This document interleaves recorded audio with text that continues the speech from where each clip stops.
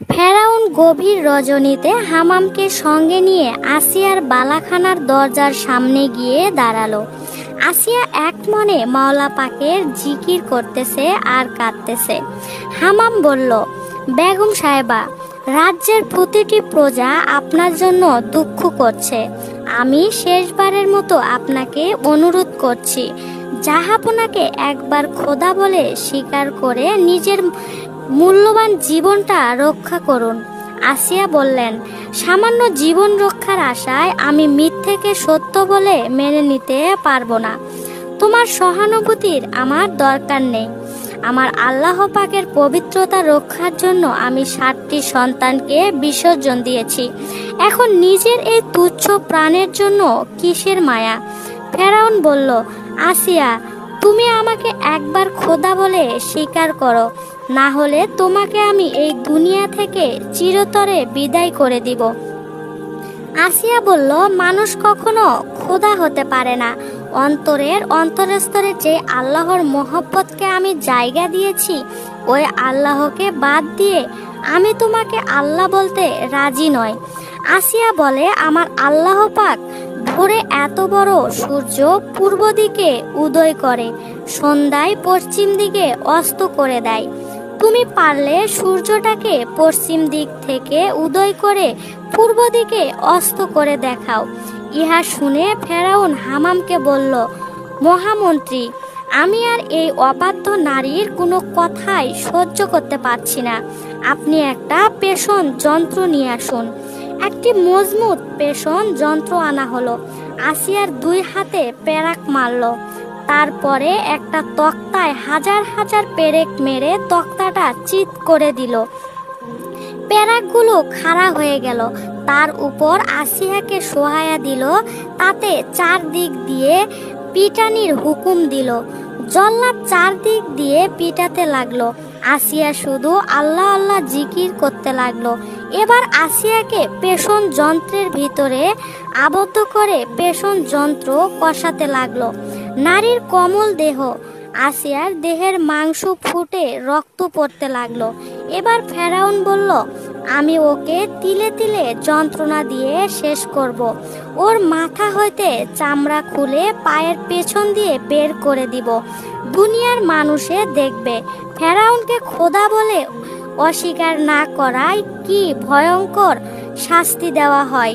ফেরাউন হুকুমের আসিয়ার ধরাধরি করে এনে উঁচু টেবিলের উপর দাঁড়া করায় জল্লাদকে হুকুম দিল আসিয়ার মাথায় ছুরি চালাবার জন্য। এই ভয়ঙ্কর দৃশ্য দেখার জন্য চারিদিকে লোক গিজগিজ করতে লাগলো। লক্ষ লক্ষ মানুষ সবাই গোপনে গোপনে দুঃখিত প্রতিবাদ করার সাহসও নেই। জল্লাদ যখন আসিয়ার মাথায় ছুরি বসাইতেছিল, তখন ফেরাউন আসিয়ার কানে গিয়ে বলে, আসিয়া, তুমি আমার প্রথম স্ত্রী, তোমাকে আমার রাজ্যের অর্ধেক দিয়ে দিব। তুমি গোপনে আমার কানে একবার খোদা বলো, তোমার খোদাই যেন না শোনে। আসিয়া বলে, আমার আল্লাহ পাক মায়ের পেটে 7টা পর্দার নিচে সন্তানের রুহু পৌঁছায় এবং সে কোন হালে আছে সব দেখেন। আমার আল্লাহ পাকের না দেখার কোনো জায়গা এই দুনিয়াতে নেই। তোমার বাদশাহী নিয়ে আমি কি করব? দুনিয়াতে আমি কয়দিন বাঁচব? তারপর তো আমার আল্লাহ পাকের নিকট যাইতে হবে। ফেরাউন হুকুম দিল, হে জল্লাদ, আসিয়ার মাথায় ছুরি চালায় দাও। যখন জল্লাদ ছুরি চালায় দিল, ঝপঝপ করে রক্ত পড়তে লাগলো। তখন আসিয়া ঠোঁট মোবারক নড়তে লাগলো। আমার আল্লাহ ডাক দিয়ে বলে, ও ফেরেশতারা, আমার আসিয়া কি বলে শোনো। আসিয়া বলতে লাগলো, মাবুদ গো, আমাকে এমন একটা ঘর দাও যেখানে বাহির হওয়ার সময় আমি আপনাকে দেখব, আর ঘরে ঢুকানোর সময় আমি আপনাকে দেখব। এই সময় আসমান কান্দে, জমিন কান্দে, ফেরেশতারা কান্দে। আমার আল্লাহ ডাক দিয়ে বলে, জিবরাইল রে, যাও, আমার আসিয়ার আমার জন্য জীবন কুরবানি দিতেছে। এই মুহূর্তে আসিয়ার সামনে জান্নাতুল ফেরদাউস ধরে রাখো। আমার আসিয়া আমার জন্য যখন জীবন কুরবানি দেয়, আমি তাকে কেমন পুরস্কৃত দিব, এবার দুনিয়ার জমিনে দেখায় দাও। আসিয়া বলে, আল্লাহ গো, তোমার দরবারে জান্নাত চাই না, তোমার দরবারে ঈমান ভিক্ষা চাই। আমার মৃত্যুর আগে যেন তোমার মধুমাখা নামটা ভুলে না যায়। আমার আল্লাহ পাক বলেন, আসিয়া, তুমি আমার জন্য আজকে জীবন কোরবানি দিতেছ। তুমি রাজরানীর জীবনের মায়া করো নাই, সন্তানের মায়া করো নাই, রাজত্বের মায়া করো নাই। তোমার জীবনের চেয়ে আমি আল্লাহর নামকে বেশি প্রাধান্য দিয়েছ, মহব্বত করেছ। হে আসিয়া, সুসংবাদ শুনে নাও, তোমাকে আমার আরশের পাশে জায়গা দিব। আসিয়ার কঠোর যন্ত্রণায় ছটপট করতে করতে ক্ষীণ কণ্ঠে উচ্চারণ করলেন, লা ইলাহা ইল্লাল্লাহু। আসিয়ার প্রাণ পাখি দেহ পিঞ্জর হতে উড়ে গেল, তিনি শাহাদাত বরণ করলেন। আসিয়ার মৃত্যুতে সারা মিশর জুড়ে করুণ হাহাকার ধ্বনি হয়েতে লাগলো। যতদিন বিবি আসিয়া জীবিত ছিলেন ততদিন বানি ইসরায়েলের উপর প্রকাশ্যে অত্যাচার করতে সাহস করত না।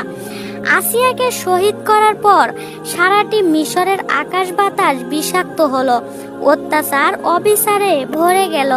ফেরাউনের পরামর্শে সভা আহ্বান করলো।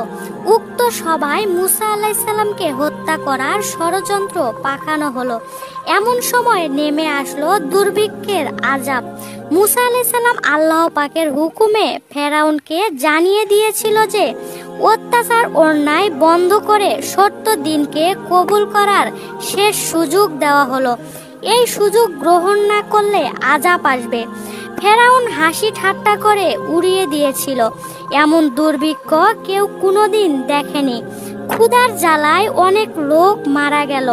এমন সময় ফেরাউন মুসা আলাইসাল্লামের কাছে লোক পাঠালো যে আপনি দোয়া করে যদি দুর্ভিক্ষ দূর করে দেন তাহলে আমরা আল্লাহ পাকের উপর ঈমান আনব। মুসা আলাইসাল্লাম আল্লাহ পাকের কাছে দোয়া করলেন, আল্লাহ পাক দূর করে দিলেন দুর্ভিক্ষের আযাব। ফেরাউন ও তার অনুসারীরা ঈমান আনলো না। মুসা আলাইসাল্লাম বললেন, আবারও আযাব আসবে। এবার তুফান শুরু হলো। তাহারা বলল, মুসা, আপনি আমাদের তুফান থেকে বাঁচান, তাহলে আমরা আল্লাহ পাকের উপর ঈমান আনব। মহাপ্রেমিক মুসা আলাইসাল্লাম আল্লাহর কাছে তুফান দূর করার জন্য দোয়া চাইল, কিন্তু ফেরাউন ও তার সঙ্গীরা ঈমান আনলো না। মুসা আলাইসাল্লাম তবু দরদ ভরা কণ্ঠে বুঝাতে লাগলো। তাহারা বিরোধ করতে লাগলো। এবার আল্লাহ পাক তাদের উপর আবার আযাব নাজিল করলো। হাজার হাজার উকুনে ভরে গেল দেশ। গায়ে উকুন, মাথায় উকুন, কাপড়ে উকুন, শরীরের পশমে পশমে উকুন, চোখের ভ্রুতে উকুন, গায়ের চামড়া কুড়ে কুড়ে খেতে লাগলো উকুন। নিরুপায় হয়ে তারা পুনরায় ঈসা আলাইসাল্লামের নিকট গিয়ে বলল, আপনি দোয়া করে আমাদের আযাব থেকে মুক্ত করুন। এবার আমরা হেদায়েত কবুল করব, এতে কোনো সন্দেহ নেই। তিনি দোয়া করলেন। আযাব মুক্ত হয়ে তারা ওয়াদা রক্ষা করল না। কিছুদিন পর আবার আযাব নাজিল হলো। দিকে তাকাই সেদিকে শুধু ব্যাঙ, ছোট বড় মাঝারি হাজার হাজার ব্যাঙে ছেয়ে গেল দেশ। এ যেন ব্যাঙেরই রাজ্য। বিছানায় ব্যাঙ, বালিশে ব্যাঙ, কাপড়ে ব্যাঙ, কলসে ব্যাঙ, পানিতে ব্যাঙ, তরকারি খাদ্যে ব্যাঙ, বারান্দায়, রাস্তাঘাট সব জায়গায় ব্যাঙ। মিশরবাসীরা অতিষ্ঠ হয়ে এবার মুসা আলাইসাল্লামের কাছে গিয়ে বলল, এবার আর কোনো কথার খেলাপ হবে না। মুসা আলাইসাল্লাম দোয়া করলেন, আযাব চলে গেল, কিন্তু তারা এবারও ঈমান আনলো না। মুসা আলাইসাল্লাম খুব দুঃখিত হলেন। এবার এলো রক্তের আযাব। নীল নদের পানি সহ রক্তে ভরে গেল। অবিশ্বাসীরা পানি পান করতে গেলেই পানি রক্ত হয়ে যেত। নিরুপায় হয়ে তারা মুসা আলাইসাল্লামের কাছে গিয়ে ঈমান আনার ওয়াদা করলো। মহাপ্রেমী মুসা আলাইসাল্লাম প্রার্থনা জানালেন। পুনরায় আল্লাহ পাক আযাব উঠিয়ে নিলেন। প্রিয় বন্ধুরা, আমাদের এই গল্পটি আপনাদের কাছে কেমন লেগেছে?